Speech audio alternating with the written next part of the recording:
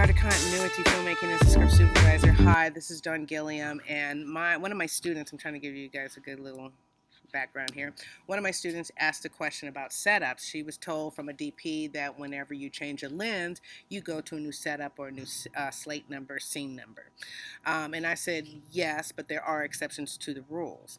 And one of those exceptions to the rule about the lens changing is that, let's say that the director is on a 25mm and he just doesn't like it. We've only done 1 or 2 takes. You have the option. You don't have to go to a new setup or a new slate number because they don't like it. You're not going to print it.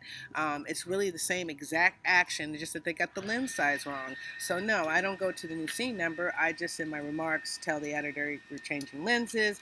We're going to a 10mm. So the other thing is when I don't change and go to a new setup is for pickups, because the editor really actually likes that.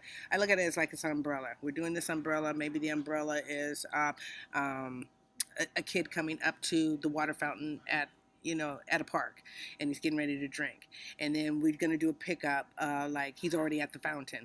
The editor, and it's the same shot, same angle, nothing has changed. He's just picking up, the director's just picking up the action midway. That's a pickup. I don't change to a new scene number, slate number, any of that kind of stuff. It's under the same umbrella. So I just keep it the same. Another exception of why when I don't change to a new slate number, scene number setup when the lens changes is if I have multi-cameras. If I'm running 2 to 3 cameras, 4 or 5 cameras at the same time, and one camera changes, it's not getting a new setup. It's not getting a new slate number or any of that. I do write it in my remarks. I tell the editor that, on this take 4, camera B, change to a tighter lens, but I do not change the slate number. Now, when I go to do the setups, I do add the setups in there. I give us credit for the setup, but I do not change to another slate number because it gets to be, it's a lot of work for me. And then 2, it just really depends, because sometimes, yes, I need to change to a new slate number because, I'm just looking at, and I got this hanging right in my face right here. Anywho, nobody's perfect.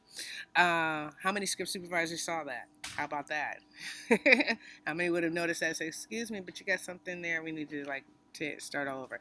Okay, so but yes, if I'm doing multi-cameras, I sometimes I do go to, if one camera changes, I may go to the next setup or the next slate number. It just really depends on it just really depends on the situation, but most of the time I don't change when I'm running a bunch of multi-cameras and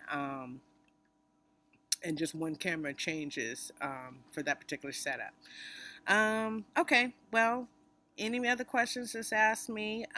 That's kind of the few times that I don't really go to the next slate number, or when I change the lens. And see, that's all I can think of right now. I'm on set and I really got to get going. Have a great day. Have a blessed day. Be the best script supervisor that you can possibly be by doing your homework. Go do your research. Ask your questions. Be on top of your game. That's all I ask. So that script supervisors are definitely respected and so appreciated and needed, is by being indispensable to the people that you work with. Try to be the best script supervisor for the project. All right, have a great day. Peace out.